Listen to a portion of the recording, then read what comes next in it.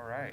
Well, thank you for your patience, and we had this all planned out really nice and wonderful, and then the internet went down at 6:55. So hopefully it'll come back and we'll be able to go back to the original plan, but for now, we're going to go at least hotspot. I can't say old school. So we can call the meeting to order at 7:05. And we can do a roll call. Jim, would you have that, if you don't mind? Sure. CC member Peters. Here.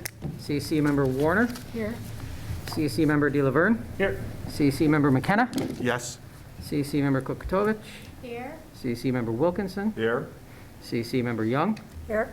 CC member Gyurkos. Here. Jerkos, I'm sorry. CC member Foreman. Here. And CC member Kempa. Here. Great.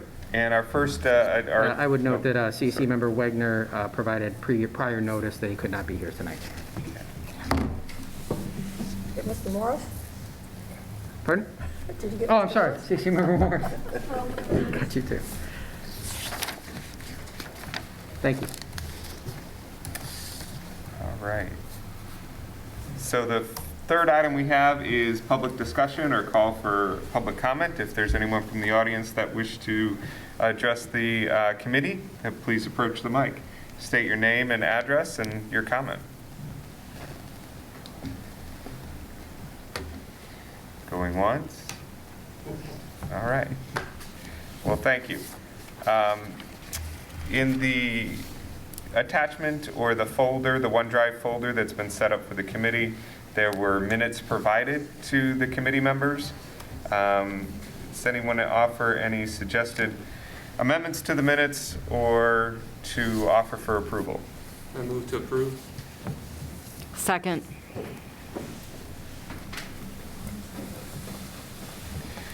Anyone object to approval of the minutes? Great. All right, our next item is nomination of CAC officers. At our prior meeting, it was suggested by me that it would be good to have 3 officers, though certainly it's at the discretion of the committee itself. My suggestion was the office of chairperson or president of, well, let's go chairperson of the committee, vice chair of the committee, and then secretary. The duties for the chairperson would be to call the meeting to order, recognize the public for public comment, follow the agenda generally, but I'm certainly able to help facilitate that. And if there are any questions pre-meeting or between meeting, just be a resource for myself to get any clarifications if we had a question. The vice chair would do all of those duties in the absence of the chairperson, and then the secretary would have the opportunity to review the minutes in advance of us bringing it in front of the full committee, just to make sure that the minutes taken by either myself or staff reflect fairly before it's brought in front of the body. So with those descriptions provided, I'd like to open the floor up for nominations. You can nominate yourself or someone else, or volunteer yourself or someone else. I open the floor to the committee.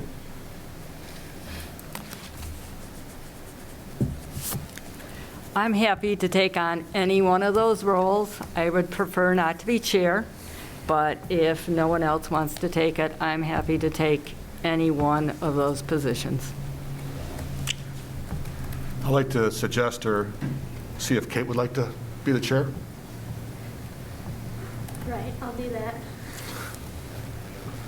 Was that a yes over there? Yeah, that's fine. Was that enthusiastic? Yes. Awesome. Thank you, Kate. So we have a nomination for Kate, and we have an offer from Belinda. Kate for chair and Belinda for preferred not chair, but anything else.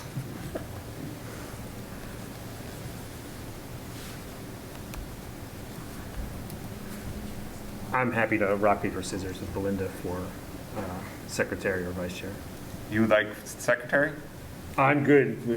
We can rock, paper. We can decide which one, but I'm good to do either one. Awesome. Take your pick. I'll be vice chair. Okay. All right, we have a nomination for vice chair, and then by default, we have a nomination for secretary. Anyone else want to volunteer themselves or someone else before we close nominations?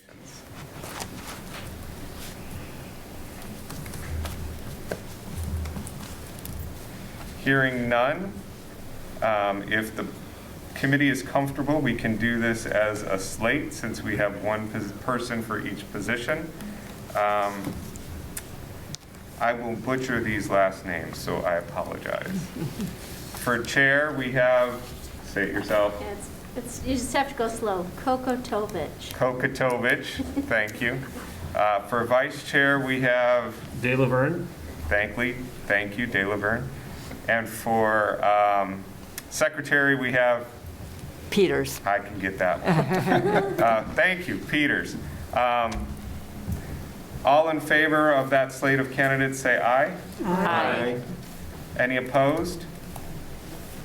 Congratulations. Congratulations. Thank you. Thank you. All right. So if it pleases the chair, I will go ahead and continue on with the meeting, at which point, at some point, we can have a discussion on how to further administer, but for this evening, I will continue. Okay? Yep. All right. And I've lost my gem.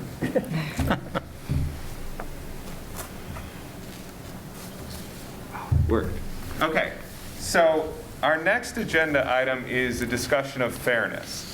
At our prior meeting, we had started to go down a little bit of path of fairness, and ultimately, when we look at the objectives of this body, that is your goal, is to develop a rate structure or structures that are fair for the community. Fairness doesn't necessarily mean everyone is happy. Fairness means fairness. But fairness also has many definitions, as we all are aware from many of our interactions with residents and just part of our professional lives. So we thought we would start this meeting without the tool and just starting to discuss if there's concepts that people would like to throw out there for fairness. The tool can inform you in fairness. Obviously, we talked a little bit about the options we have. From a per foot, from a flat fee, from a consumption-based. Those are all what kind of gives us the guide rails to the fairness discussion. But I'm going to just let you, as a body, kind of discuss. I'm going to try and capture what we're saying on the Jamboard up front. After you give your comments, go ahead and take a peek and make sure I have it correct. Let the conversation flow if it is. If we need to correct something later, we can. I'm just trying to capture it shorthand the best we can, but I'm more interested in letting you just have a free and open discussion. I'm not going to cut it off in the middle of anything, but I also don't want this to go a whole lot longer than, say, 30 or 45 minutes, though we don't have to fill all that time, but I want to give us enough time to express our opinions in this before we go to kind of the technical or the nitty-gritty of the tool. Is everyone okay with proceeding in that way? No objections? Great. So the floor is the committee's. I will take notes. Anyone have a thought on fairness? If I could start with one question, just the little post-its on the board there, is that meant to be a starter for different elements of fairness as we see them, and we're just going to kind of stick more notes on that, and then we'll discuss all of them later, but for now, we're just trying to stick all those individual little elements of fairness out there to talk about later? Thank you. The 3 notes that are up there, those were just that I captured from our last meeting. There was a suggestion to try and capture the pre-discussion we had in last meeting. So that's exactly what I'm going to do from your discussion. I'm going to try and capture, and so if you want to state it in a way that's easy for me to capture, if you want to go long, I'll go long on there, and then we can sort them or move them around if we want to. But the only reason there's 3 up there is because those are the ones I grabbed out of my notes last meeting. What does everyone think of starting with that? Just put points out there that we think are, say, different ways to achieve fairness or different factors to take into consideration when we talk about fairness. For example, taxable value would be one thing we'd look at, because that's going to have a greater impact on somebody or lesser. And we just stick them all out there, then we discuss them later? Is that? Okay. So that would be one I would throw out that got a lot of discussion leading up to the millage request, was taxable value or, and/or length of time that someone has owned their home Got it. as an effect on taxable value. Looking at it more philosophically, I think, we got to look at this, it's free from our self-interest, our prejudice, and favoritism. I think we got to take ourselves back from that. So more philosophical is, again, no self-interest, no prejudice, no favoritism. We got to stand back, take our own homes out of it, so to speak, and look at it as a community as a whole. But at the same time, you want to get the job done, and you want to have the cost as what it costs somebody and what their benefit is at the end game. And the end game is not this year, it's 20 years from now or 10 years from now.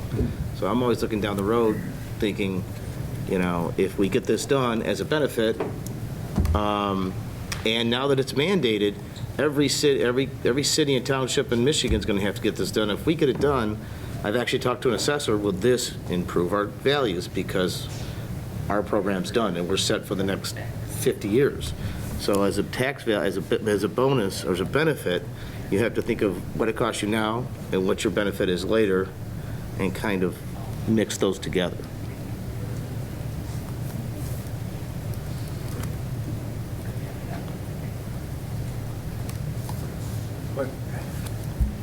Wait till you're done writing.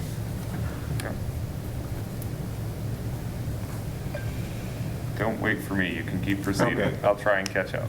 I mean, to build on the discussion that came up during the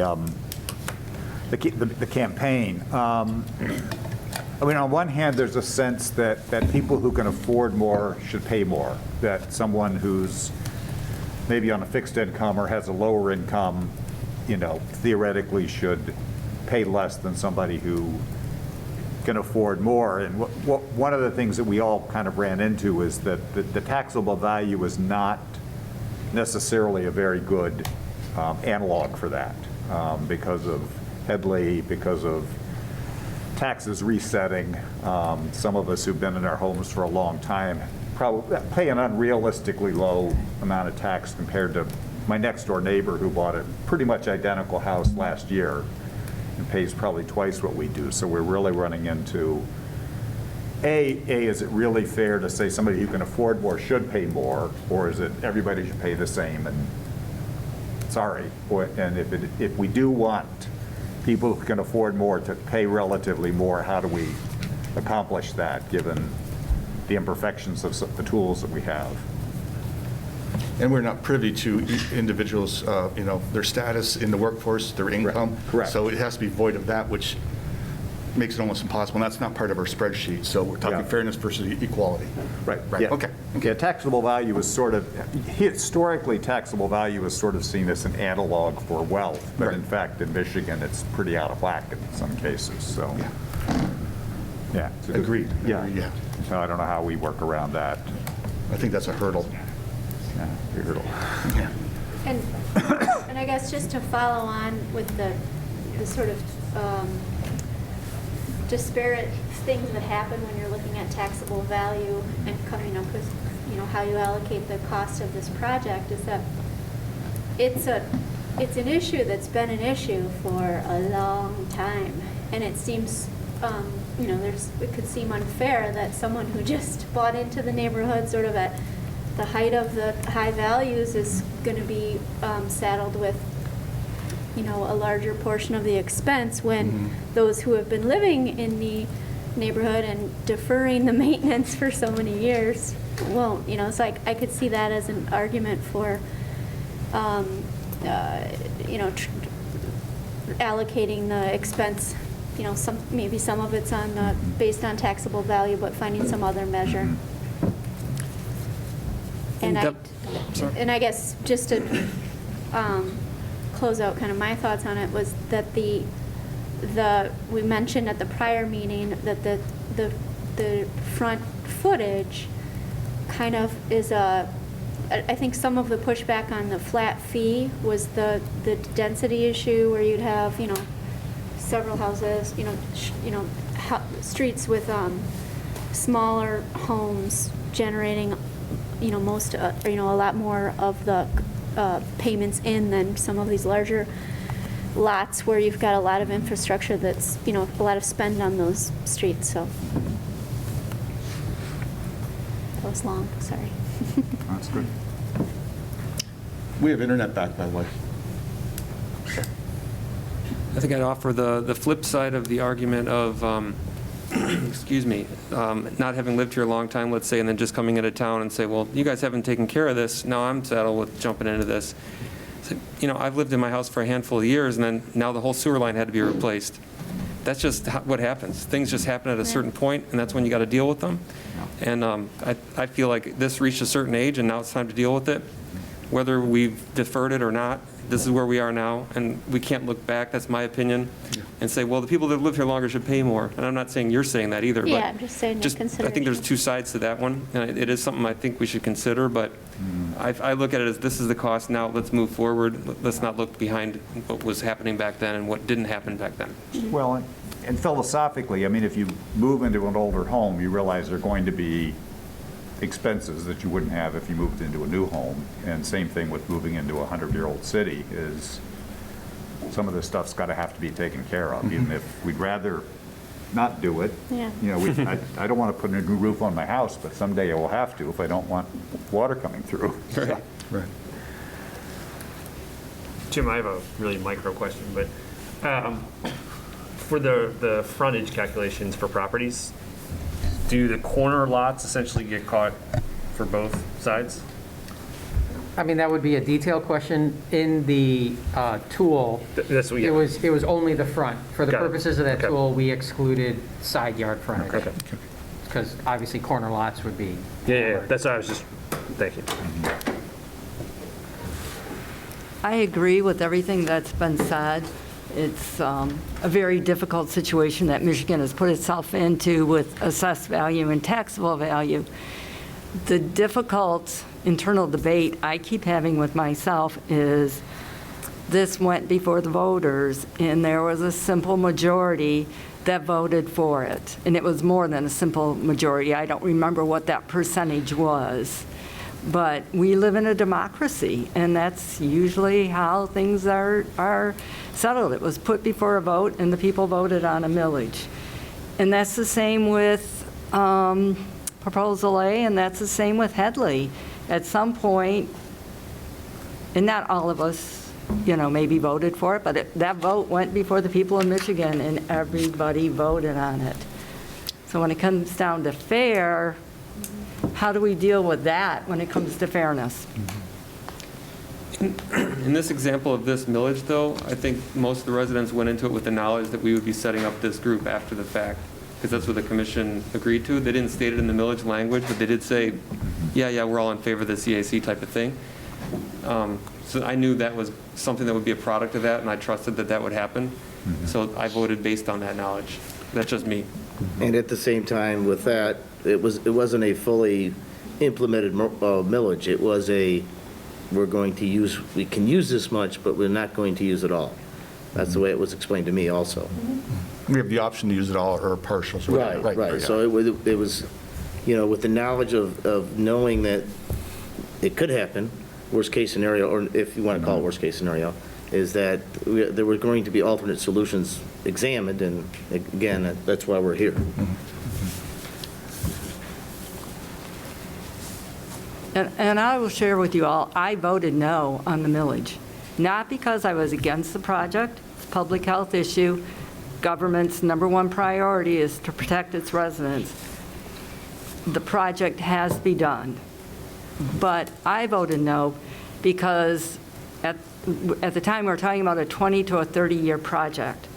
I don't think it's fair for someone to pay a millage for 20 years, 25 years, and see no benefit at that point. And so that was the fairness issue that I considered when I voted no on it. Again, it's a project that has to be done. It's a public health issue. But I liked what I heard at the last meeting, that you're trying to get it done in 5 years. Because I think then everybody see a benefit from it, and then pay for it as you're going forward and using it. But again, I'm looking, that's what I brought up initially, was that benefit isn't tomorrow. It isn't even in 4 years. It's in the next 20 years or whatever that mandate that the state has done, that we're done. So then now that we've gotten that done, that's a monkey off our back, which a lot of other communities will not have. I've talked to some other people that are very involved in their city, and they don't even know this is happening. I didn't know this was happening until this millage came up. So, in 20 years, and like Jim said in the last meeting, is the state could fine us, they may not, and that could be with everybody else, is they could, but, the state has mandated this needs to be done. And your benefit now is, it's done. It's taken care of, just like, anything else. You pay your bills because you don't want to worry about your bills coming up later, in that aspect. So that benefit to me is 20 years down the road that everything's done. And that's the other thing, when I went to join in here, it's when we did our streets 20 years ago. Why didn't we think about doing it there? So my thought process was, anything else that needs to be done right now, which has been explained to me, there's really nothing else that we can do there, but let's just make sure it's done right. Let's make sure it's done complete, so we don't have to worry about it for the next 50 years or the next generation.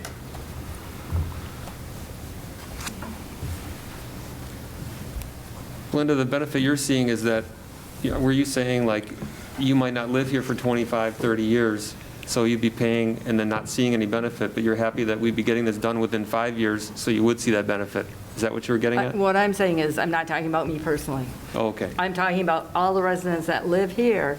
Many of the streets would not be gotten to until 20 years. And that's a long, so let's just say you're paying $1,000 a year, and we'll use property tax. You pay $20,000 over 20 years, and you've seen no benefit. Whereas there's a mechanism to borrow some money, hopefully we can get some grants that are available, and so that the project can be done in 5 years, because it's a public health issue. Yeah. It should be taken care of as soon as possible. I'm just saying that the timeline to complete the entire project should be done as quickly as possible so that everybody sees a benefit. Then there's somewhat of a matchup between what you're paying on an annual basis. Say if someone does leave within 2 years and they sell the house, the person that comes in then and buys the house will have the benefit of that project going forward for the time they're living in the house. And I do have a mechanical question. When they redo this, what's the PSI we're going to gain per household, roughly? Does anybody know? For water pressure? Yeah. I can't say with specificity for each house. It depends on where you're at. It depends on where you're at in the system. It depends on, what the condition of the pipes are leading up to you. So it's gonna vary, but. And I was kind of wondering if somebody that hasn't done anything to their house, are they going to have issues? Is it going to go up that much? No. Okay. It won't cause issues. Okay. I'm not an engineer in that aspect. So Right.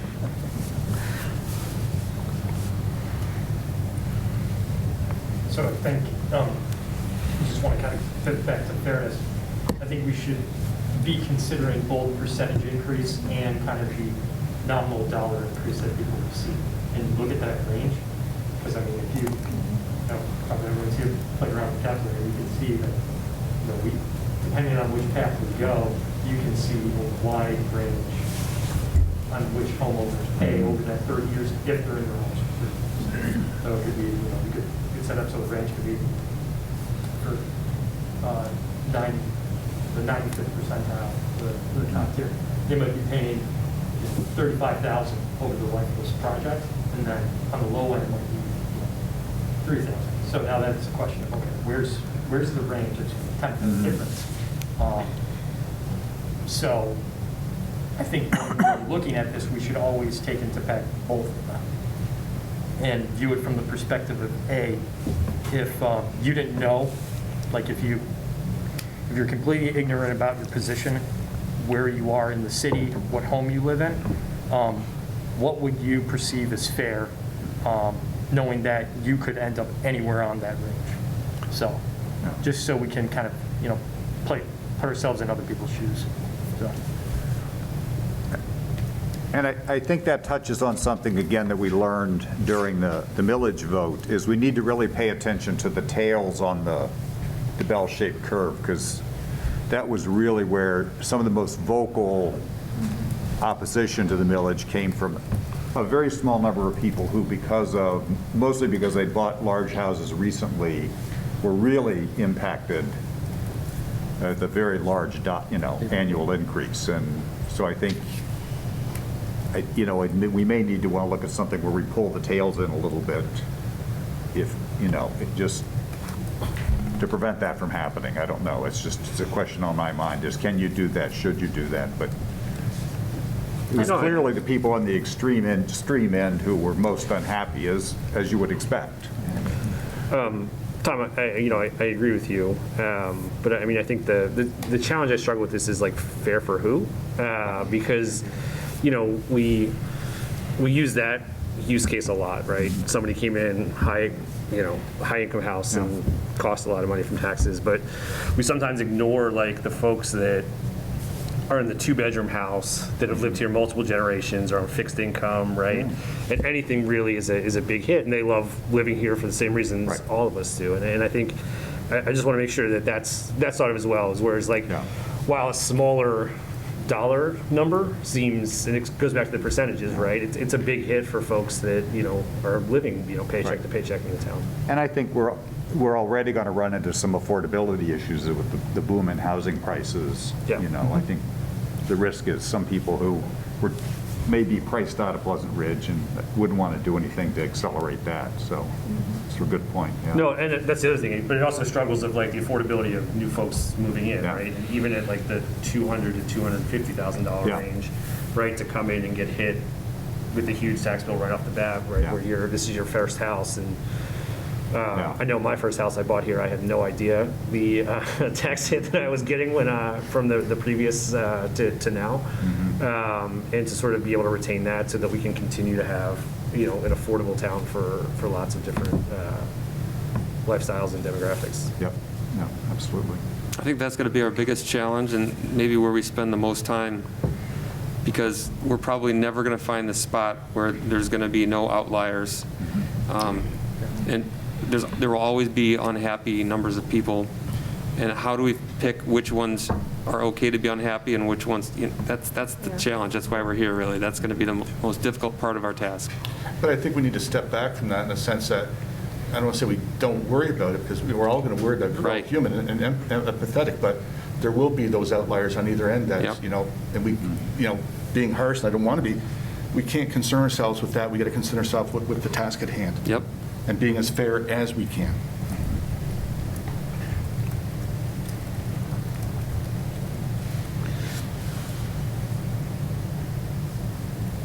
And if any, and addressing what you were saying is either money or percentages wise, is I'm more of a kind of a percentage guy.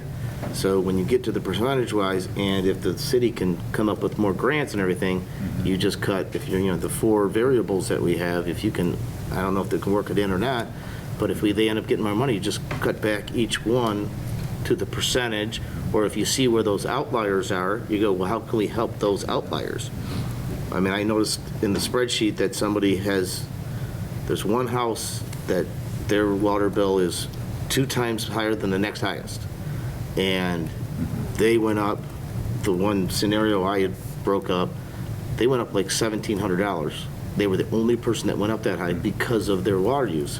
So if at that some point, if you're like, well, we want to help the outliers, then we cut the, you can work it in if state money or federal money comes in, that you can cut it back in that way to help those outliers.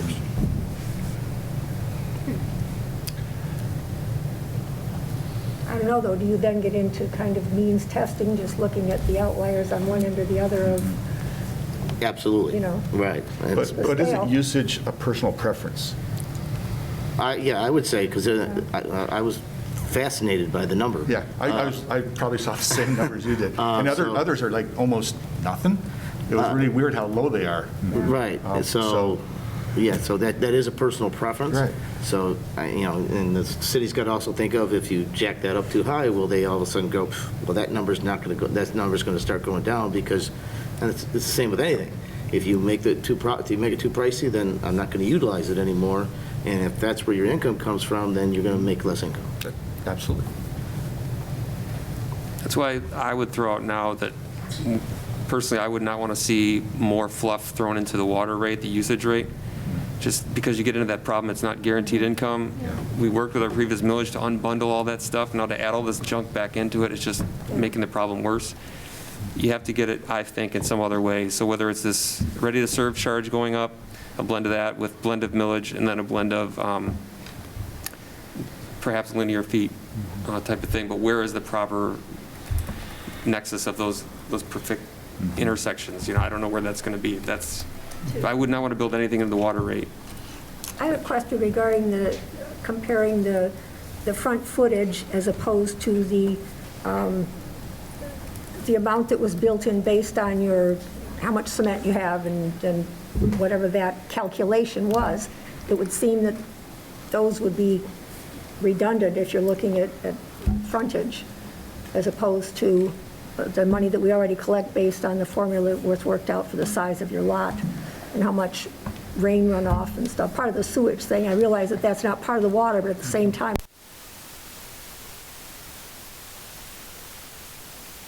We're good. All right, we're back. All right. So I'd like to set aside for maybe 5 to 10 minutes again without cutting anyone off, continuing the discussion.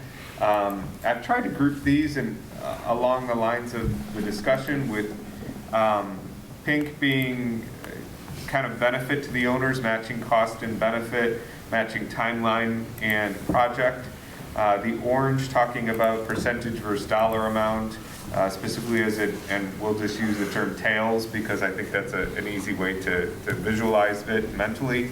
The blue being some discussion of the millage and the vote and the potential to use that as a test of fairness. The yellow trying to capture some of the water rates and consumption and matching what people can afford and taxable value. And then green was kind of more of my catch-all, but the themes were, I don't know, it's my catch-all. But I'd like to continue the discussion so we don't cut it premature, at least 5 to 10 more minutes. I think the point that was last made was the fact about building things, or the point about building costs that are fixed into the variable water rate. And that's the situation we were in pre-2014 millage, and that's what we tried to undo in that millage, was this rapid changing of water rates based on, it was a really wet year, it was a really dry year, there was high usage, there was very low usage. We can't have this funding dependent on that, because that's something we cannot control. We have to have this funding that is guaranteed based on a certain amount of income, certain amount of residents in the city paying this money every single year. It's done.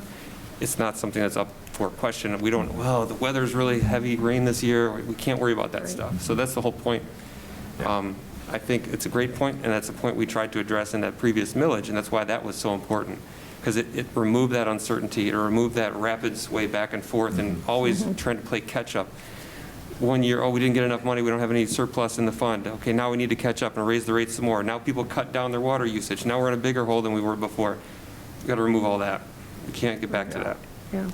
When there's nothing that dissatisfies people more than that kind of getting jerked around or feeling like they're getting jerked around, that these big changes every 2 months, So for the most part, when you look at the water rate, the usage, that is how much it costs for the water. And that's I feel I want that to be accurate. Yeah. When I'm paying for water, I don't want to be paying for all these other things too. I want to pay for water, and I want to see these other things on my bill that are covering these other things, sure, but the water should be representative of what I'm actually paying for water. That's me. I agree with that. That's the best practice, is when you're setting water and sewer rates. You line up the variable cost, you match it with the variable revenue sources. When you go in fixed, we're typically fixed. And that's not necessarily fixed per household, but just fixed revenue, which would be property tax millage, fixed fee per bill. That's what, when I worked at the CPA firm, that's what we would do for typically our recommendations for water and sewer rate studies that we did.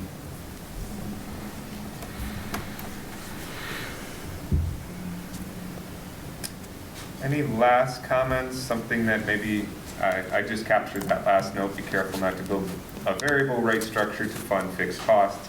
Anything else that we're missing up here, thematically particularly, that we may want to revisit? So my goal or my thought is, this is sloppy. I will kind of make it a little more legible and try to group it a little bit more for you for your next meeting. But it's something more so for us to go 2 or 3 meetings down the road when we have and start to get closer to a structure, maybe revisit this document and say, okay, was there anything on the document that we didn't talk about when we started to get into the nitty-gritty that we lost once we got into the forest when we were talking more so broadly now?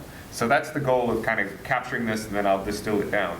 Anything else we want to make sure is on there to revisit with that specific direction 2 or 3 meetings from now? We touch on grants and funding in one of those boxes, maybe more, but I know one for sure. I think we'll want to get more into what do we do, what do we build into this recommendation as far as whatever grants are received, whatever extra funding is received, how does that then affect our model? So that can take the guesswork or re-engineering out of it. It's already in our recommendation for what we think should be done. So some point that would encapsulate all that.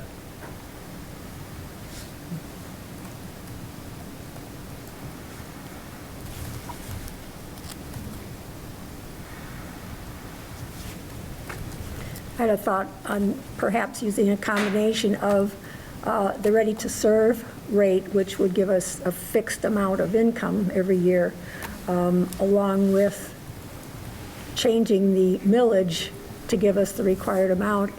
The ready-to-serve would be an equal amount for every household, and perhaps ameliorate the hit of the property tax millage having to be incremented at such a high level.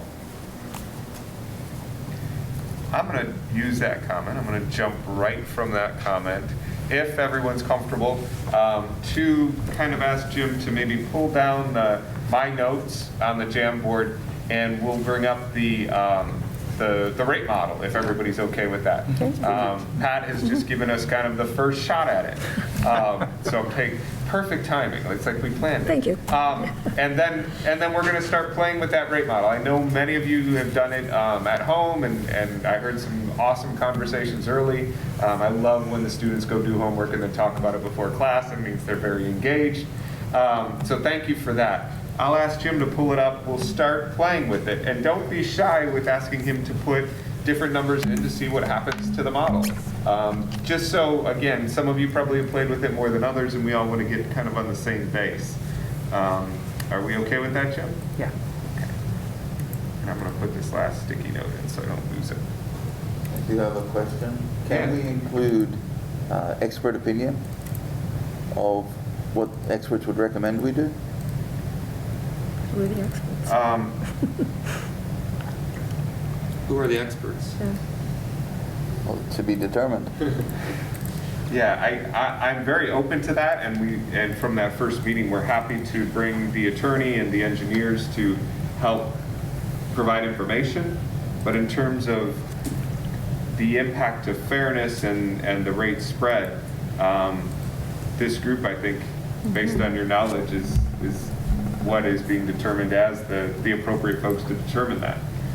But certainly bringing in professionals to answer questions, I think, is definitely an option and open to. What about what the city would recommend at the moment, the city of Pleasant Ridge itself? I think that at the moment, and I'll let Jim speak for himself, they want this group to be as open in their discussion and recommendations as they can.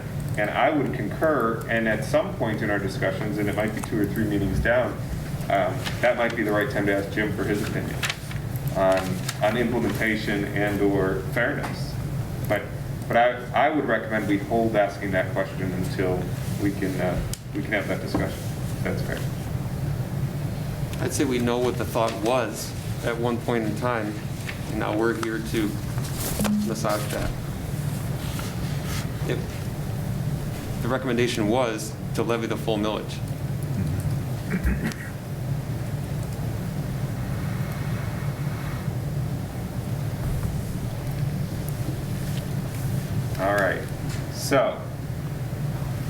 without putting you on the spot, Pat, did you want to say again the two that you were going to try and blend? It's been 5 minutes. I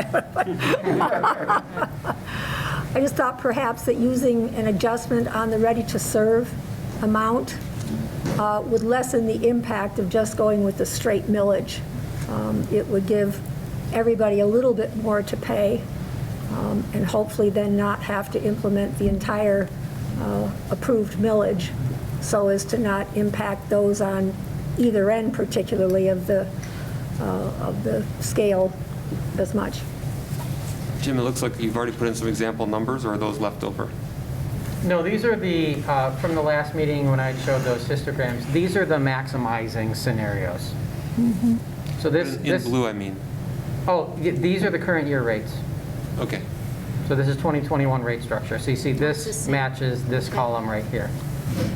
I'd ask if we want to reset them to what they were before we adjusted the funding to cover for this past year. Can we So the put them back to- 2020 baseline? Yeah, like if we start from there and see how much we have to make up, Well, because we know we don't want to continue with 590. this. is it the 590? 590. Yeah. So now we're kind of at, that's like a reset spot, right? So I think if what I heard Pat was saying was, let's say we left the ready to serve at the current rate Okay. of 8250, Okay. and then made up the difference perhaps with the millage. So throw a 1 in there. What does that do? 1's not enough. We need at least 2, huh?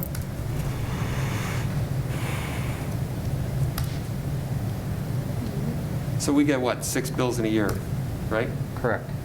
So what we're really looking at is cell B11 to have that be as close to 0 as possible as Yes. Jim changes each of the rates. What does this do to the histograms?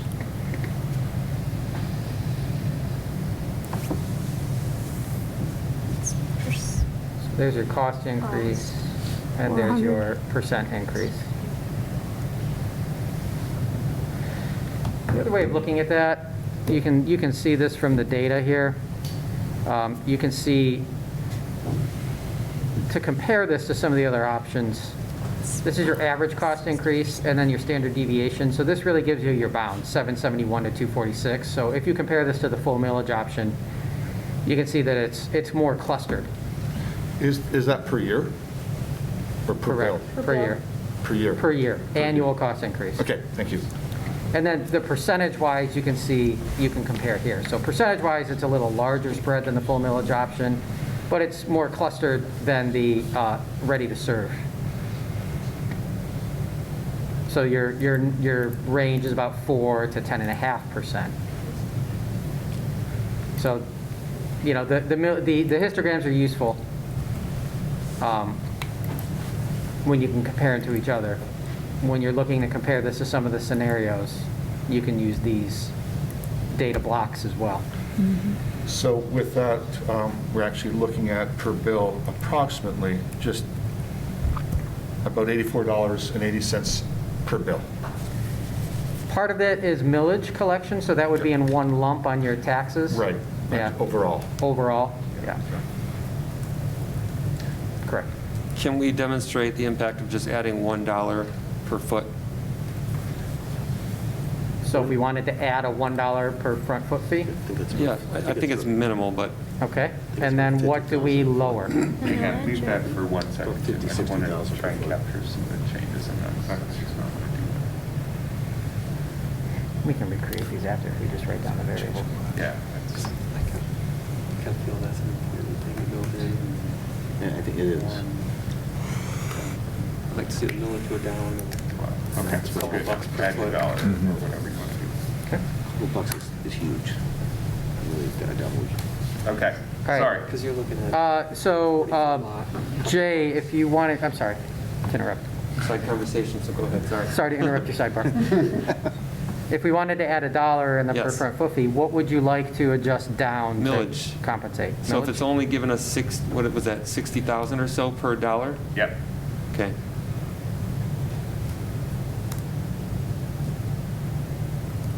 So what's it saving us? 0.2? You were at 1.85. 0.4. Now you're at 1.46. So what's that? So dollar per foot, and then most lots, what, are 40? The majority of? I think a majority. The majority is probably Are 40? 50. 50? You can see the column Oh, there we go. that is at least Yeah. a small sample size.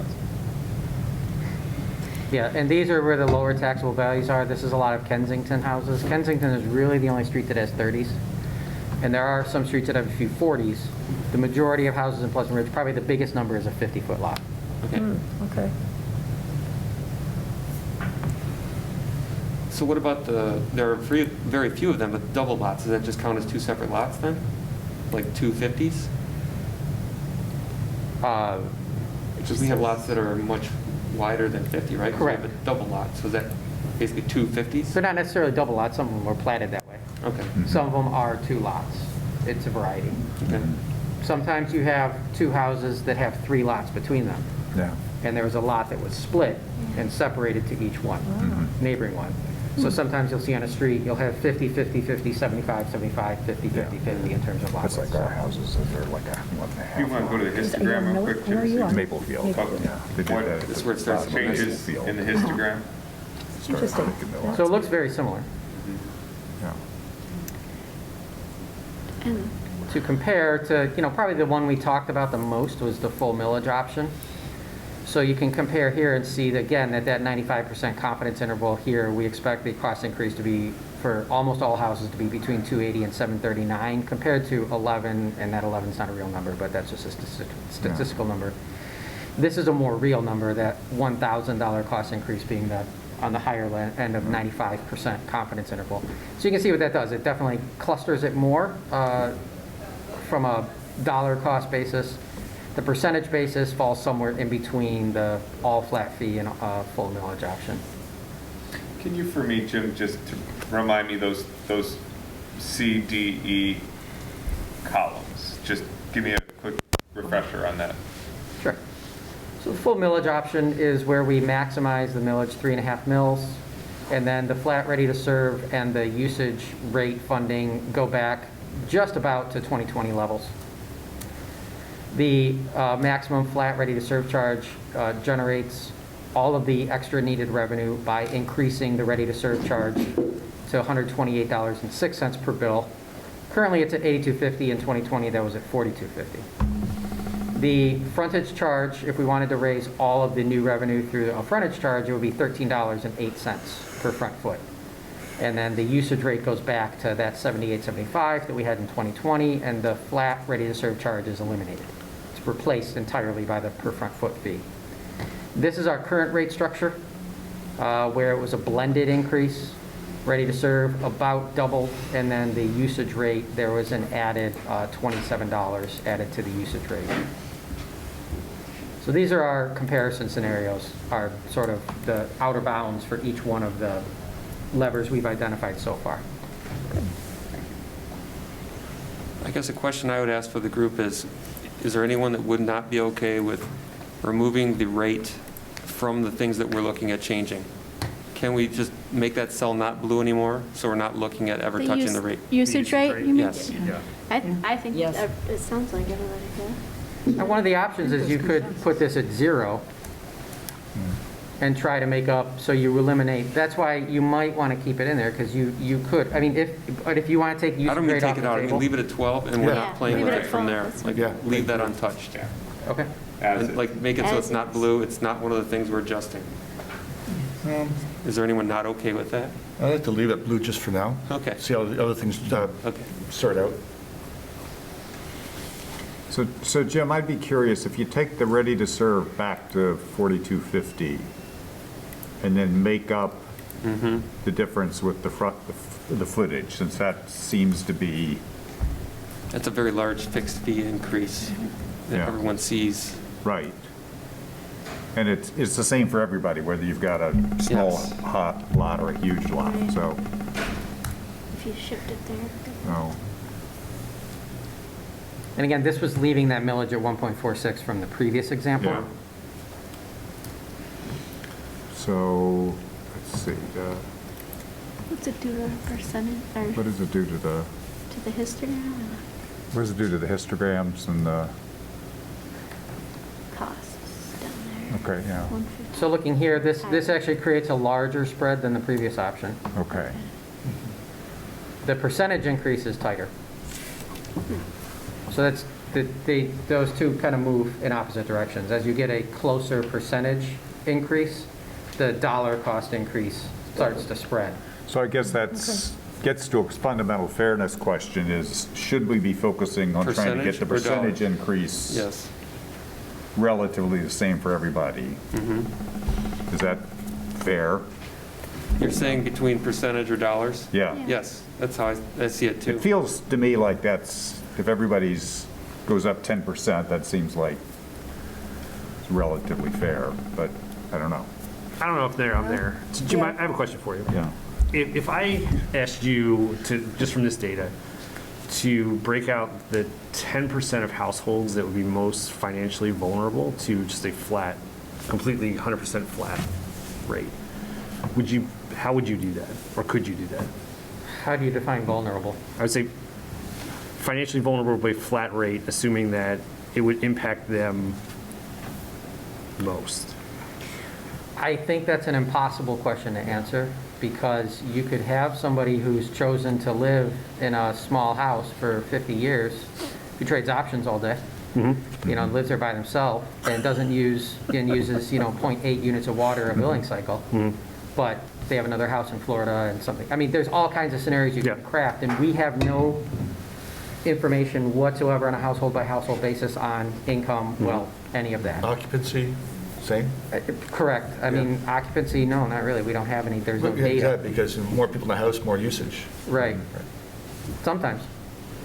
True. Yeah, I mean, broadly speaking, yes. Yeah. But, that doesn't always hold up. So I can't really answer that question about who's most vulnerable. We can draw inferences, but using taxable value and water usage is not indicative. And again, are they more broadly indicative of vulnerability? Probably, but, I can't say the bottom 10% without somehow finding another data set that we don't have. So I have a question on frontage. What is the largest parcel for frontage? What's the top end on that? Is that 100 or? I think that's not 200. There's some that get up close to 200. Okay. I know of a couple 200s.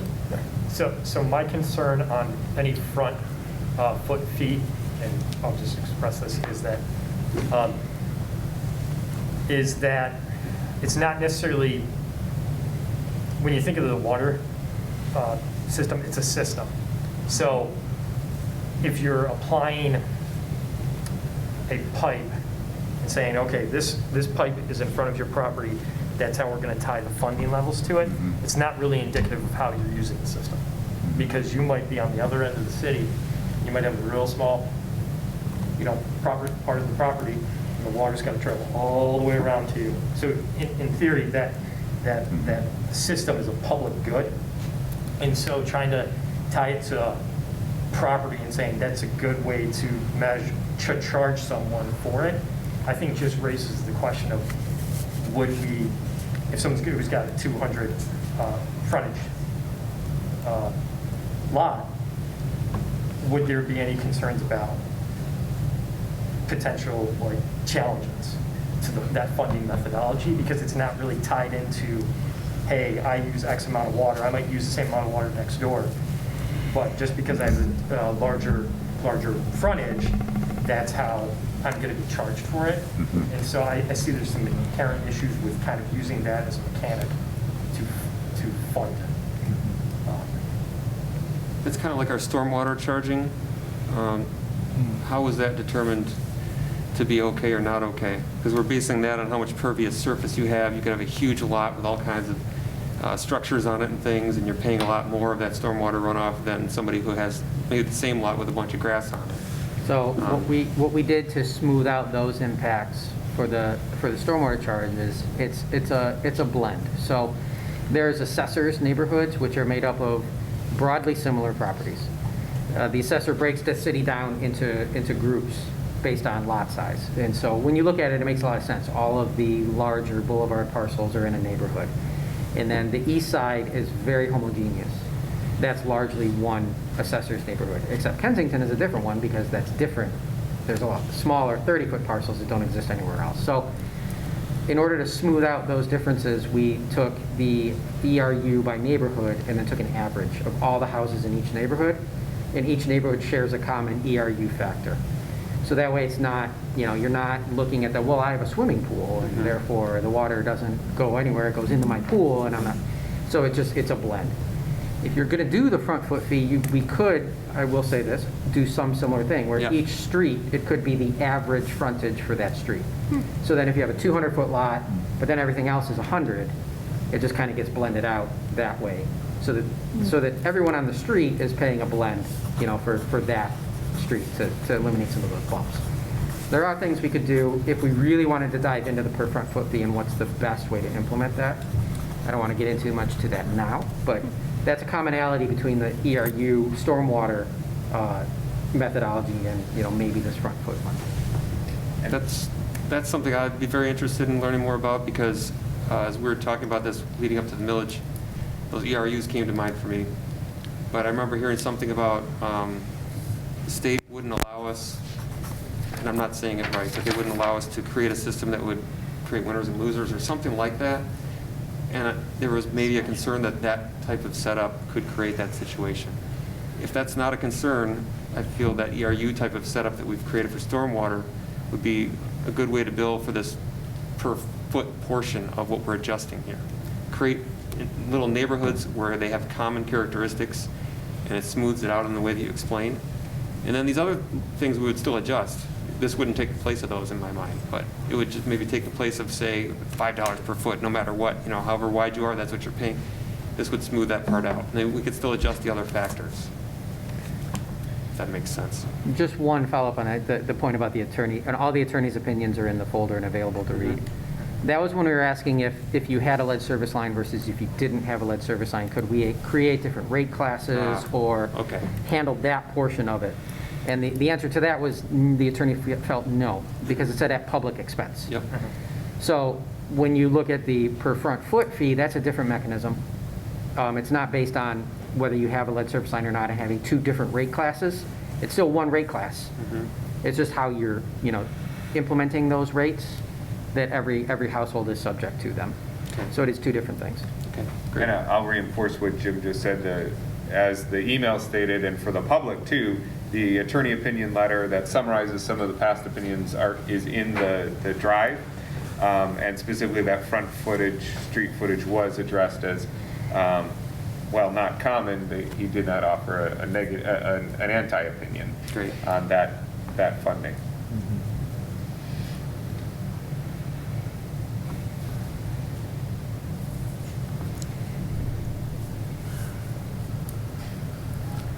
Since no one else is speaking, I have one more thing to say.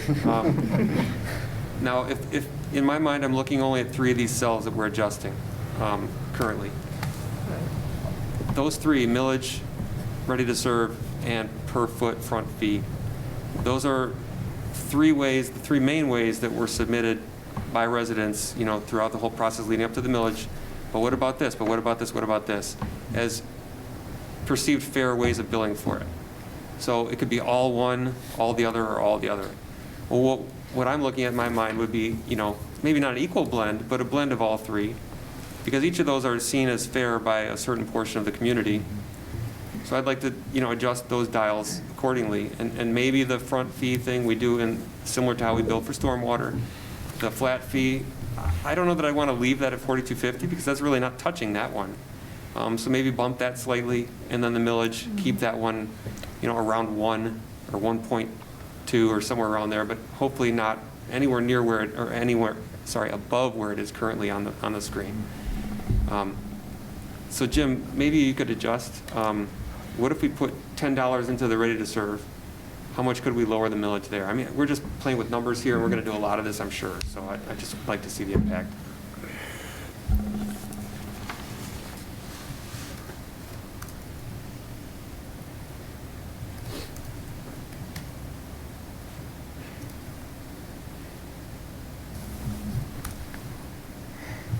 what does that do to the charts?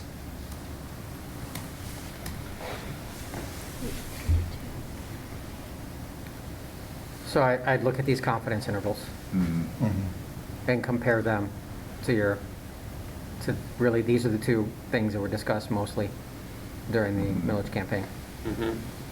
So it falls somewhat in the middle.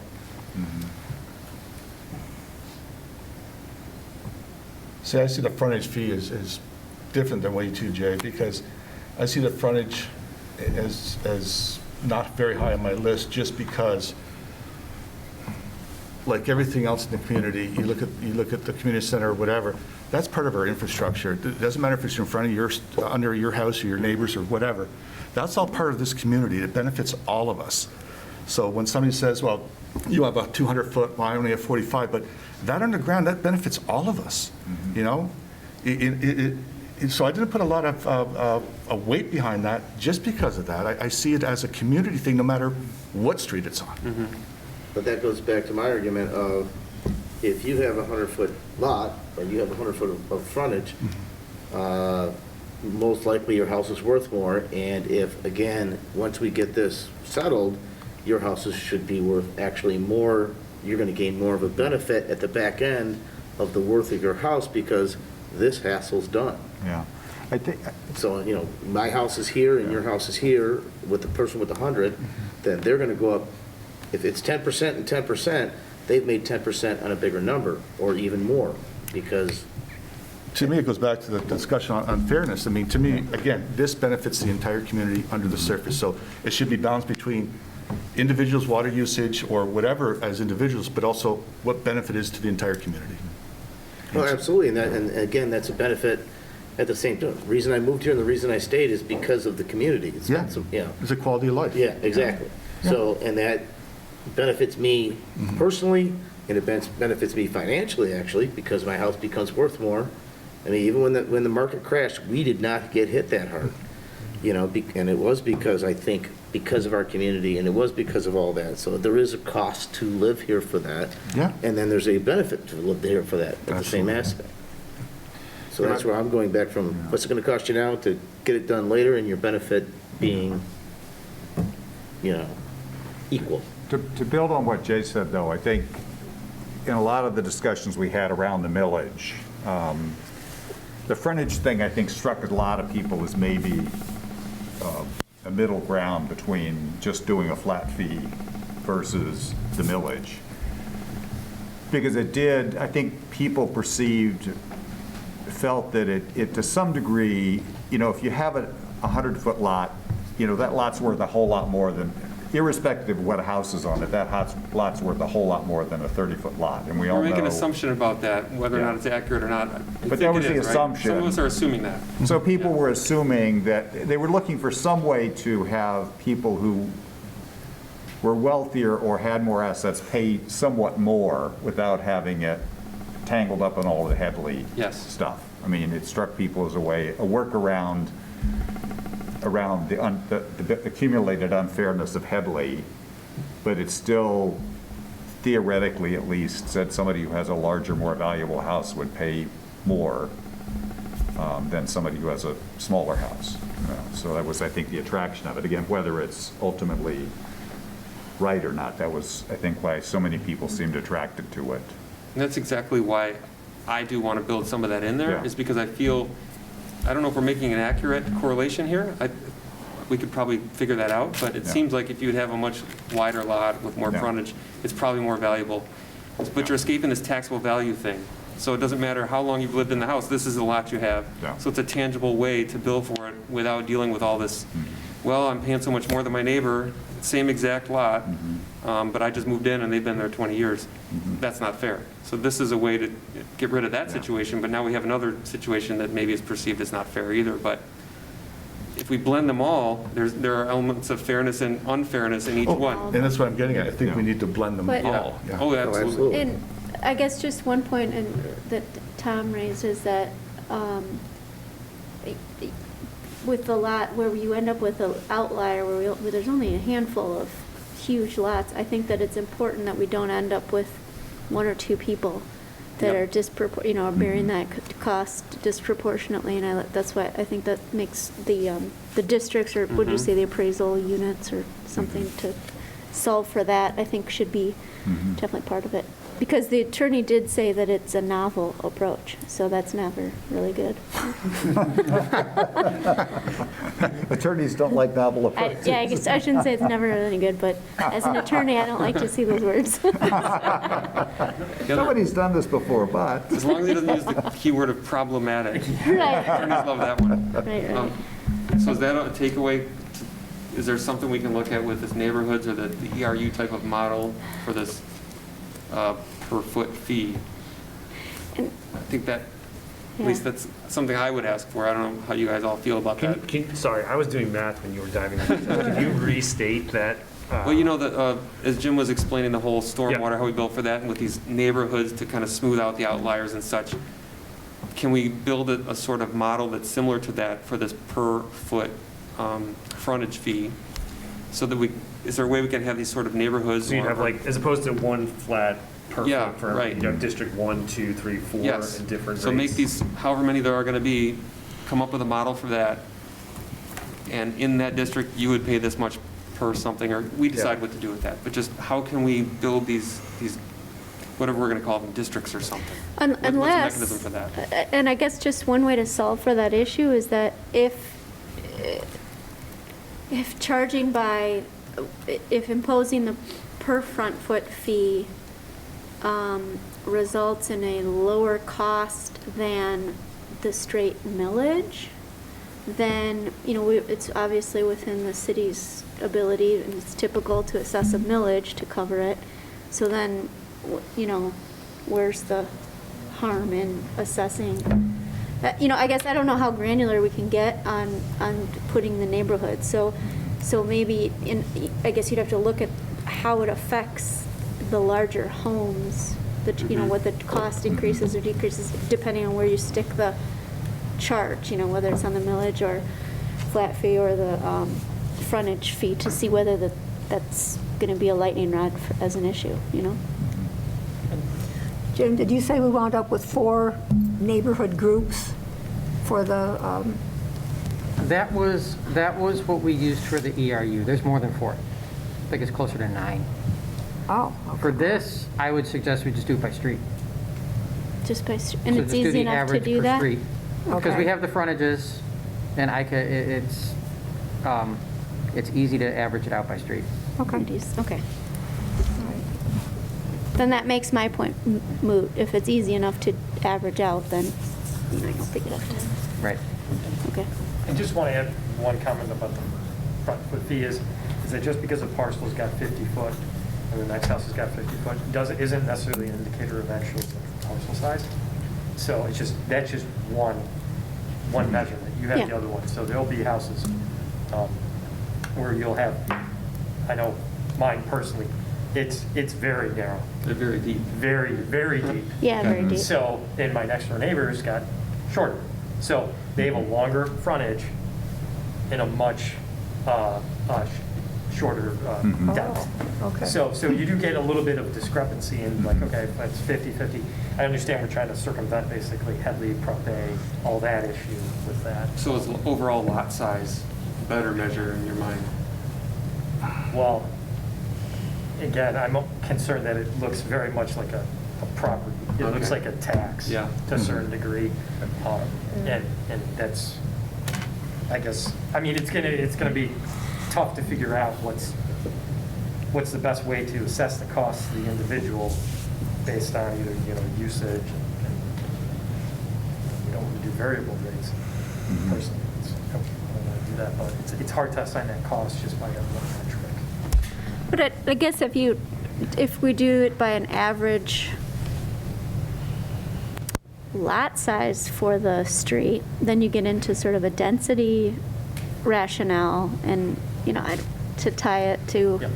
so that maybe that would solve for the issue of being too specific and, Yeah, I mean, it would add some complexity. It depends how it. yeah. And then I'll- it's, Yeah. Throw out for the moment, I mean, the point on the per frontage foot isn't just, I'm sure it was an argument to blend during your discussions, but it's also the pipes are there. Yes, As it's a tangible opposed to around the, whatever the property That's right. is. So, I mean, you start to get away from that infrastructure that's there, you start to, again, probably get a little stronger letter from your lawyer. One thing I want to point to, though, as we're having this discussion, is the gray boxes may be helpful that are just below the negative 322 right now. And that's the dollar amount spread and then the percentage spread. So what are the percentage that we're going to acquire for the system or collect for the system between those options? Is there a percentage split from there that can be talked to as equitable? Because we could play with the numbers up top and see, but I also think by playing with those numbers, again, up top, but to adjust and look at that percentage or the dollar amount above it, that talks to, at least to me, fairness, because we're collecting X percent of the money from this source. I offer that because we haven't looked at those boxes yet, but I do think they're important to your discussion. The 34, 36, 12, 18. And again, I'll leave it to you to try it.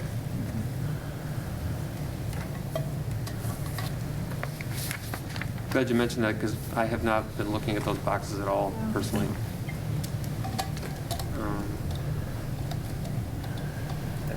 But when you look at the 12% that we're not changing,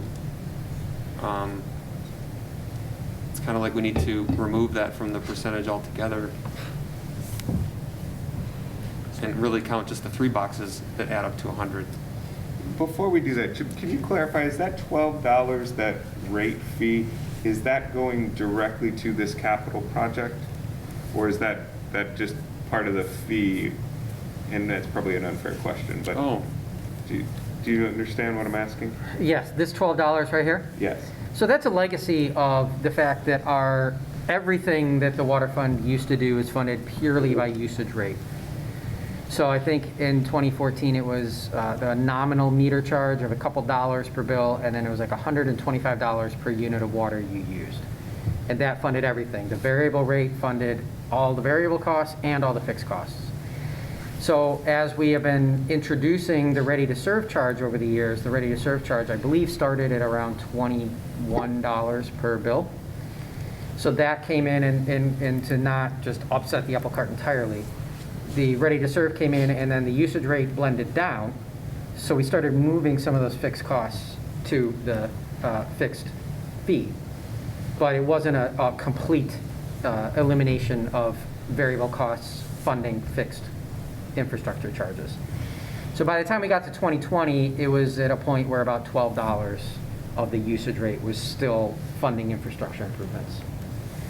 So that's where that, so this was probably $30 or $40 in 2014 of the usage rate, $30 or $40 of that was funding infrastructure.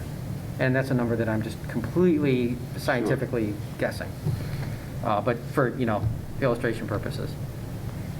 So that's why, this, if you wanted to completely divorce fixed infrastructure costs from variable rate, that's why this is here. You could set that to 0 and then look at moving that to some of the other things. But, we had gotten down to about $12. It's a fairly small percentage of the overall usage rate.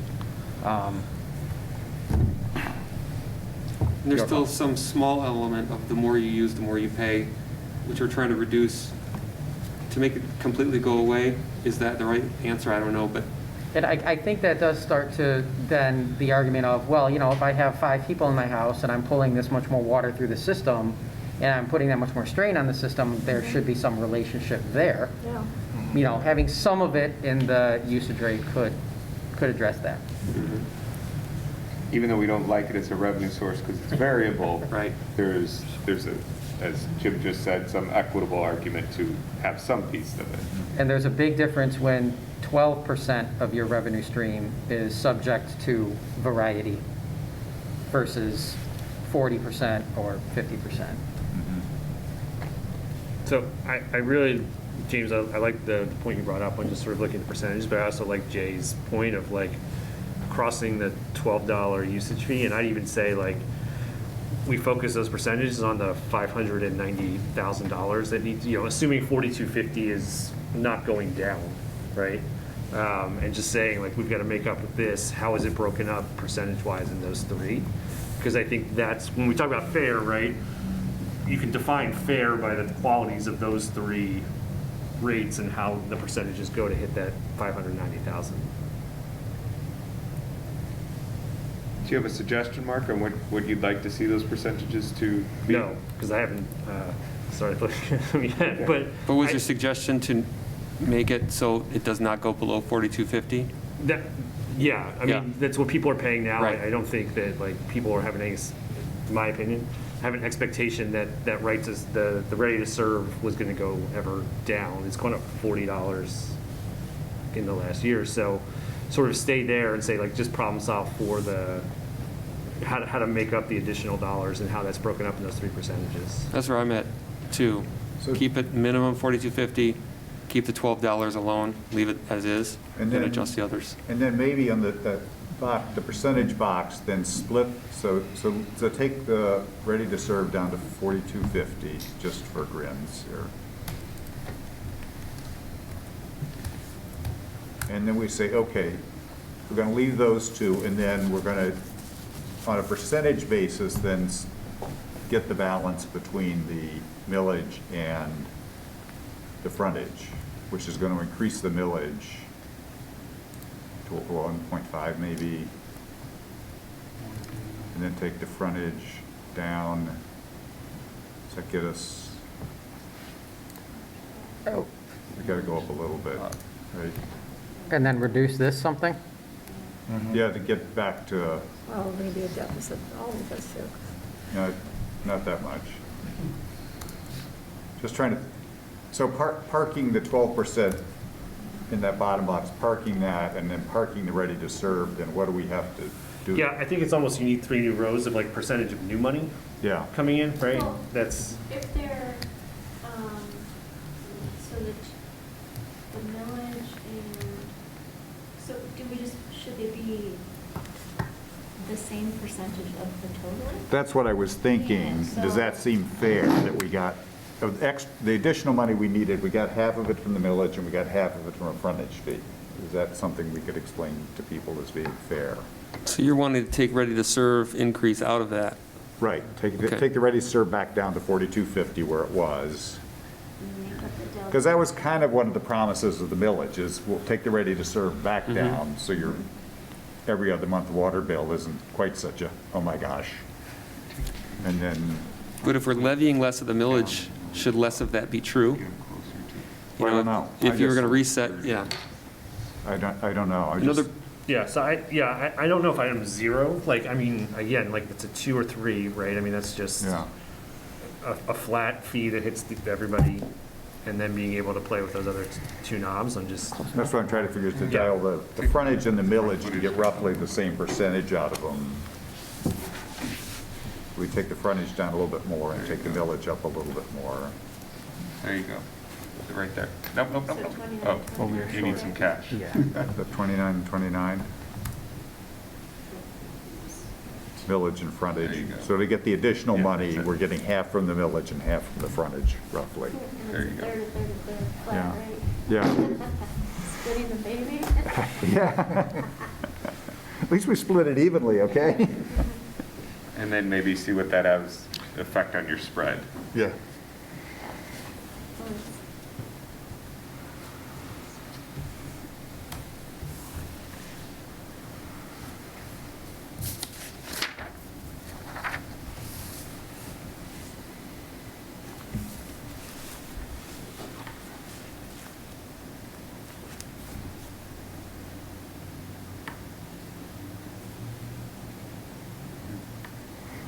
So that clusters the percentage increase pretty tightly. It's not significant there, because there was a couple out in the 1700s, 1800s, and that took, Mhm. Yeah. And just to understand how the smoothing of the frontage, the frontage fee by neighborhood, does that make the dollar amount outliers less, so we don't have one person paying? Probably, it will probably eliminate some of the Details. outlierness. I don't know what the overall impact would be until we. Yeah. But the millage has the big outliers. I mean, that's pushing the tail, Even further. the really painful tail out to the Yeah. people with the high taxable values. Yeah, and dollar So cost, the you more we can- increase the millage as Oh, a that's percentage, the millage that's driving that, gotcha. Okay. yeah. I think probably more than the frontage, because the values on some of those new sales are really huge compared to what most of us are paying. Yeah.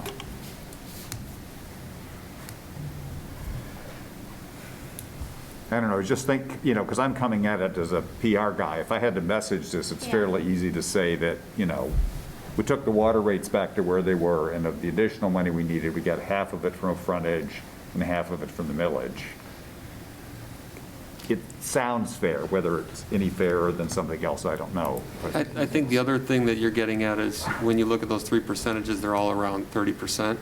yeah. And when you look at the cost of the lead service line versus the cost of the overall project, Yeah. that was about 1/3 of the cost of the whole project. Okay, yeah.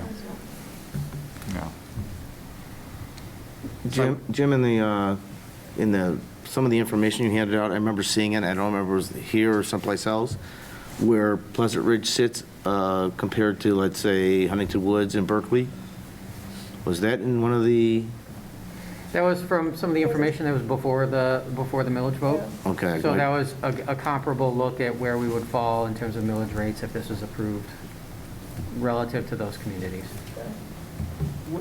And we were below most of them. Yeah, even with the full millage levy, our rates would be lower and our average tax revenues would be about the same or less than those. But I don't think that's necessarily material now. I think whatever we're doing, we're looking at less than a 3.5 millage, so. If we were, so if, on the front foot, if we looked at taxable value, average taxable value based on the different categories of frontage, so the average taxable value for a 30-foot property, a 45, a 50, a 60, an 80.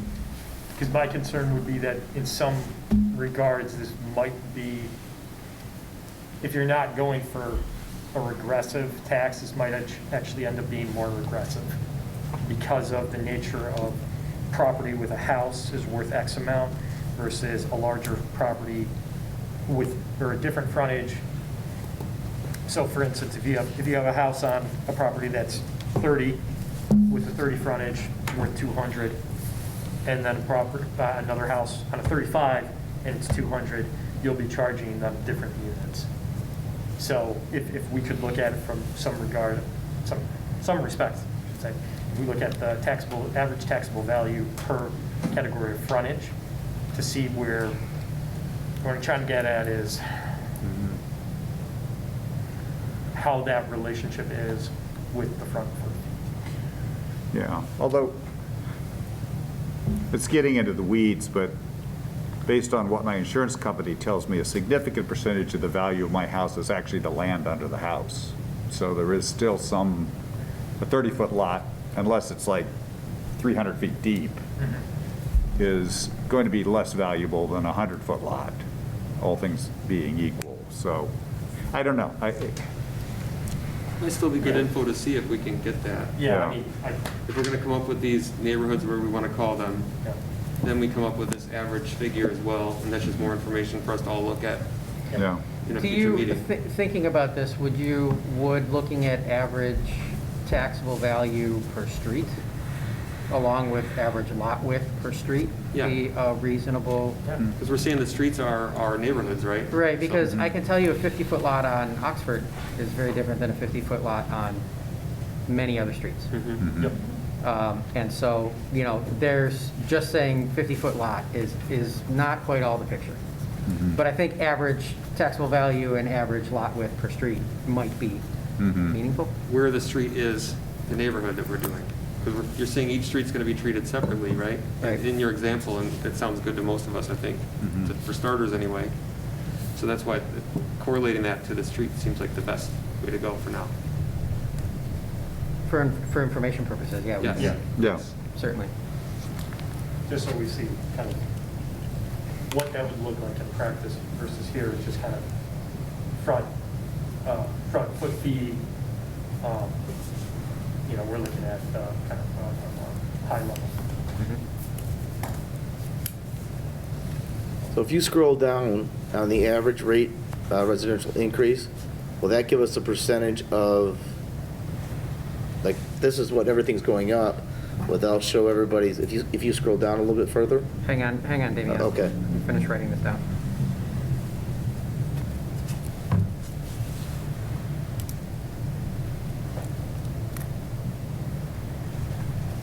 Okay, start over. What would you So like? if you scroll down to the revenue, from the revenue and funding into the increases, so that'll show us the percentage of who's going up, that, you know, back to that, as percentage-wise rather than numbers-wise. So does, Like a 9% increase as a high and a 4% as a low, is that what you? Yes. 30 and 31? Yeah. right.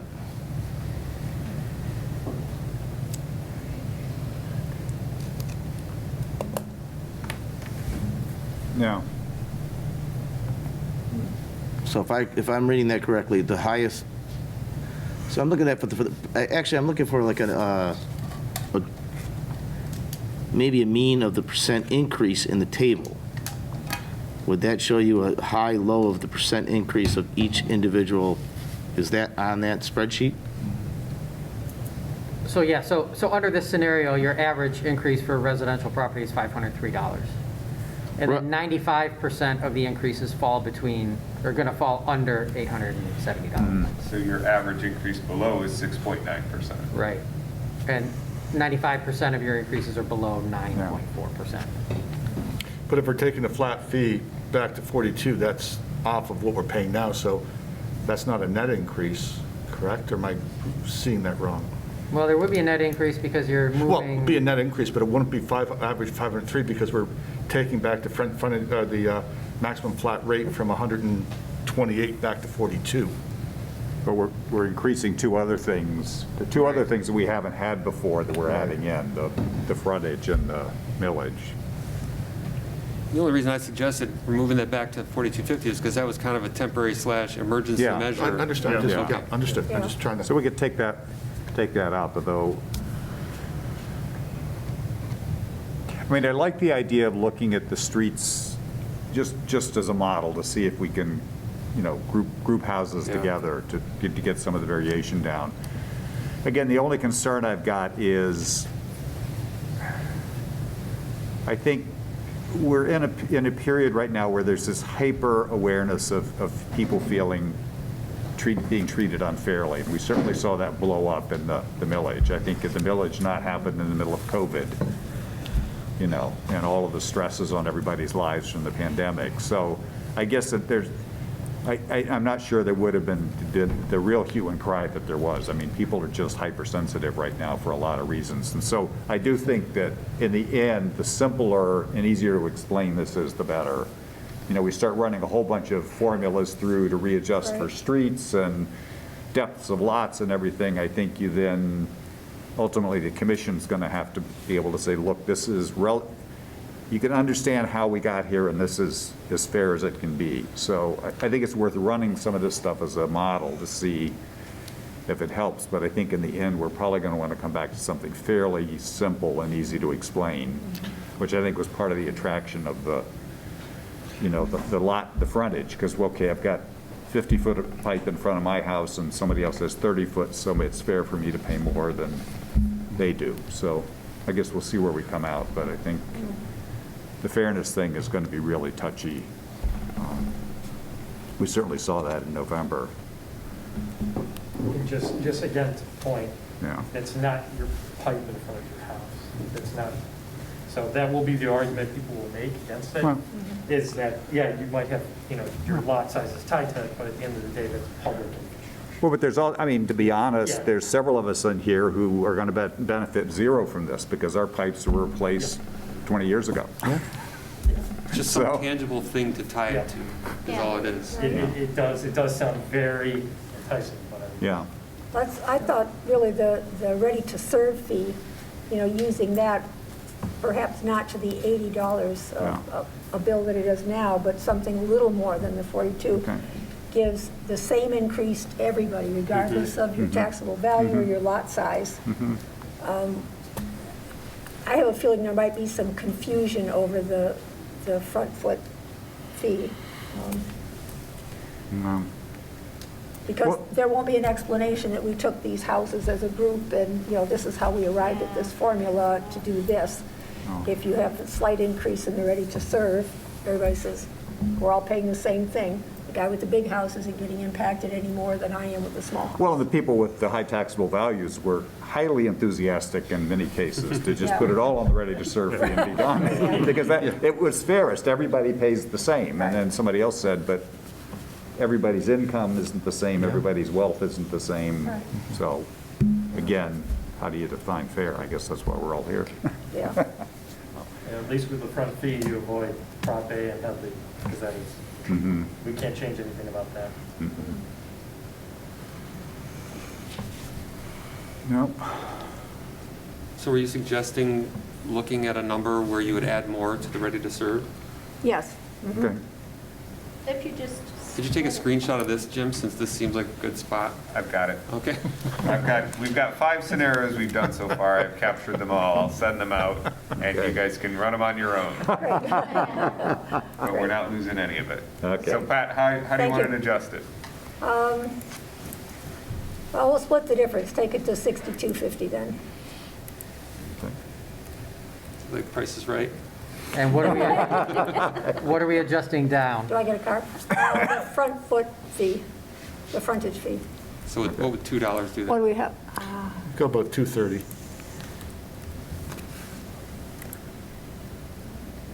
Oh, we're All still right? over. Yeah? Close. Okay.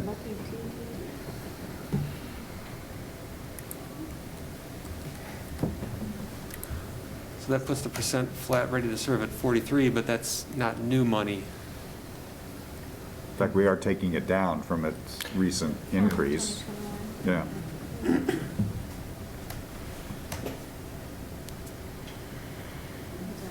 What do the intervals look like on this?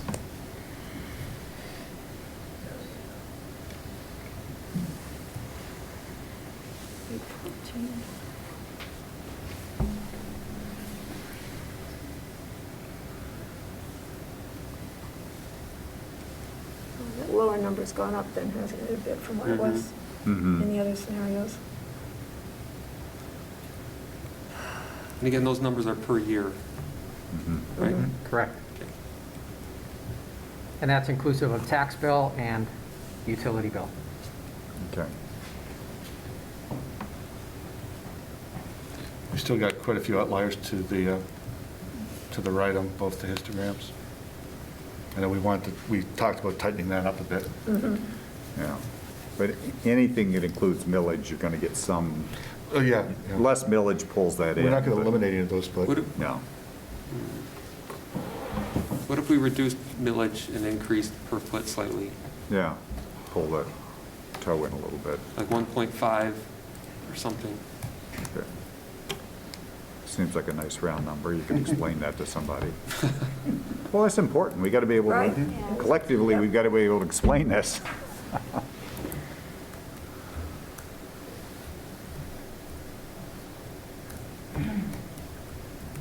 Okay.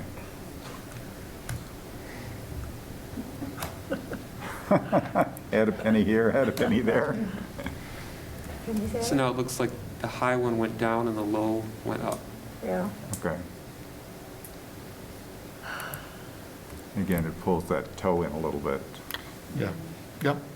Yeah, keep that flat. Yeah. It's not. Is there some, Did it remove some outliers? It did. Pulled in it a little bit, On yeah. the cost side. Yeah. But you have additional on the percentage side. Right. That's Okay. flip side of the same coin. Yeah. Okay. Huh. So here, I think, the outcome is you have 8 houses that would see more than a $1,000 increase. I don't think we're going to be able to avoid that, no matter what we do. No. Unless you just go to a flat fee, Yeah. put it all on a flat fee, yeah. Yeah. Yeah. And the thing to keep in mind too is this is, so as we look at this, let's say we get some grant funding, what happens is this number drops.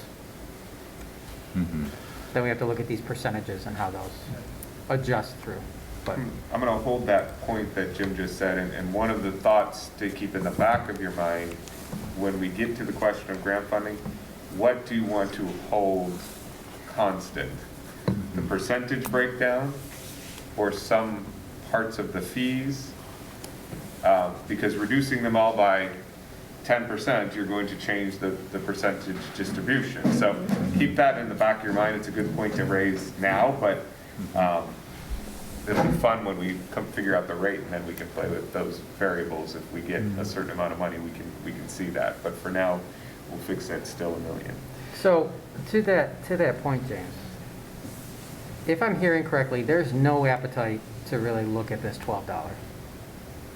Changing it.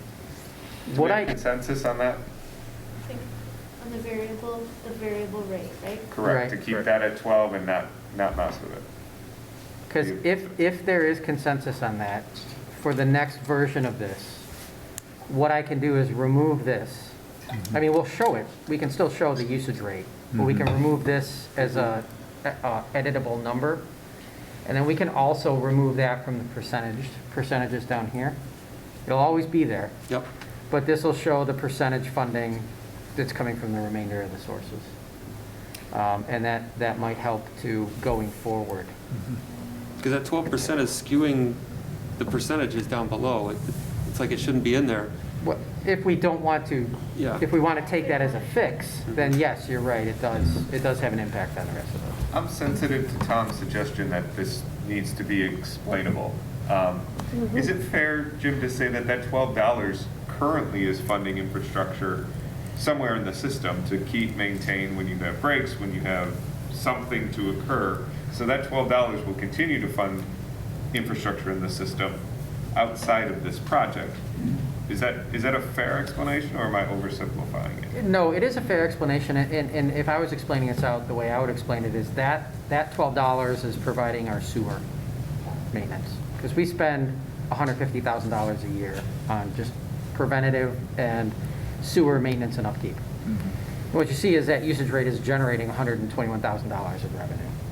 So, what's new, in the past, we did very little water main or lead service line maintenance. So starting in 2015, 2016, 2017, we weren't really doing anything because we didn't have to. The question of should we have been doing more, okay, put that aside.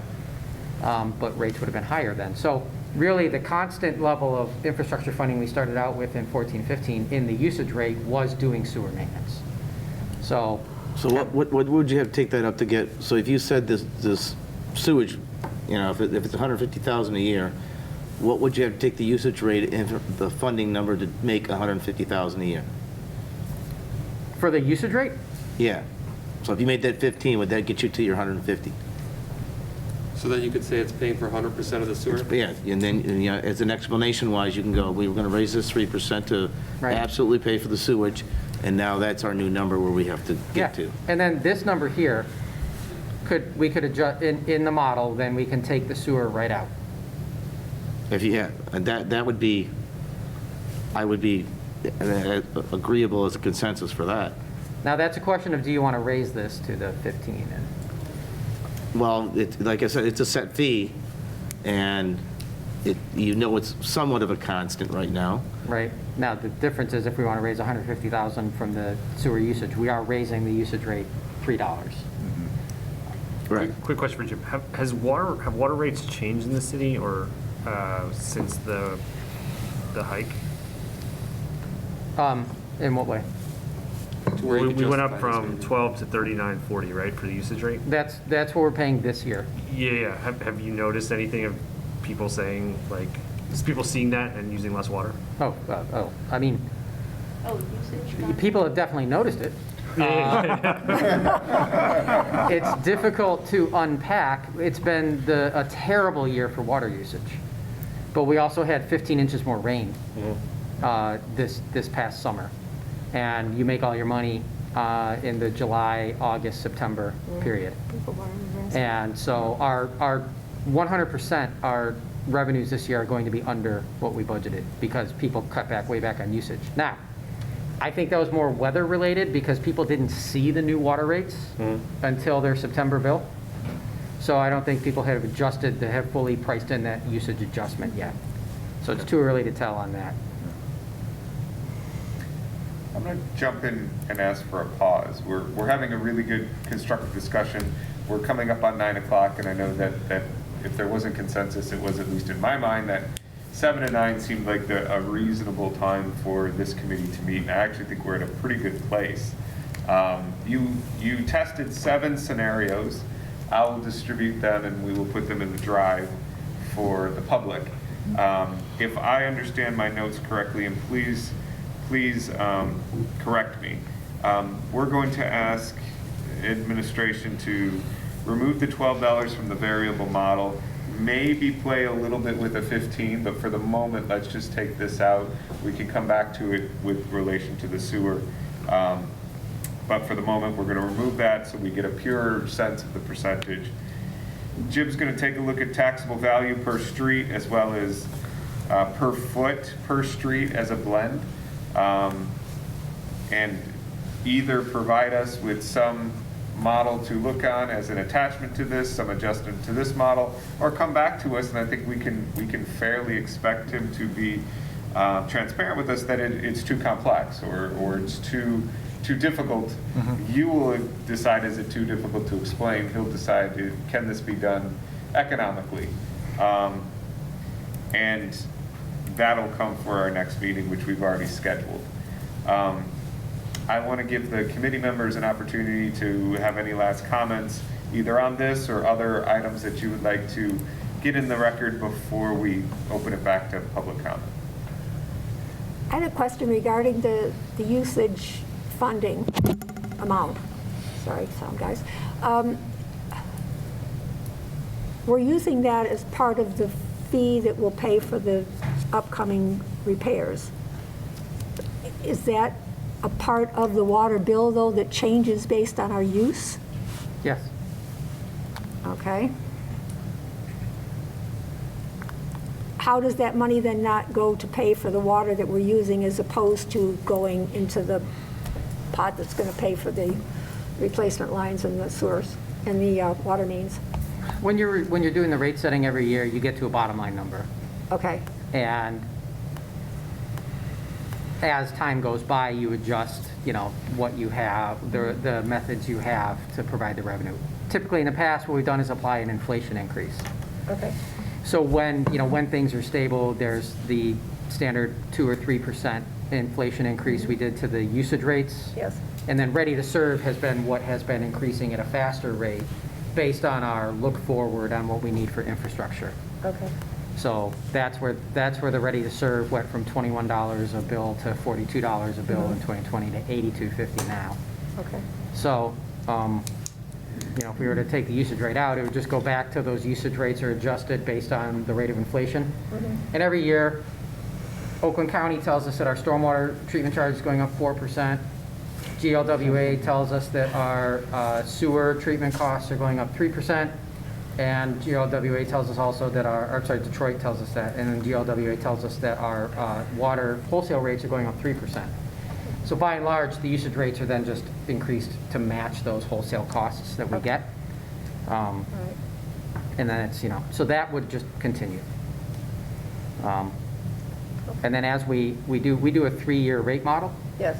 So then we know what our capital expenditures are going to be over the coming few years. So we put those in the model, and then that smooths out the adjustment over time. And then you just make sure that your bottom line number over the course of those 3 years is where it needs to be. All right. Thank you. We just want to say on my complex request for that information, I'll let you know what I'm kind of looking for. I'll go through the data that we have currently based on the frontage value and taxable value, and then take a look at just like where that outlier is, and then I'll reach out. Okay. Sure. Anyone else? If it's okay with the chair, we'll move forward to public comment on the back end of the meeting. Anyone in the public wish to address the committee? I feel like they're all around me.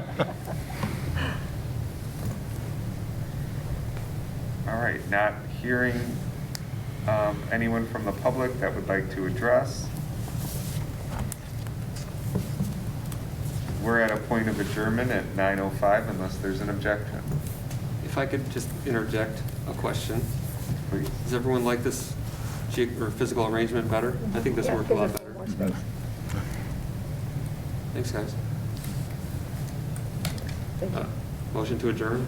I'll move that. Second? Go ahead. Oh, We're adjourned. All in favor? Opposed? Anybody wants to hear some more? We are adjourned.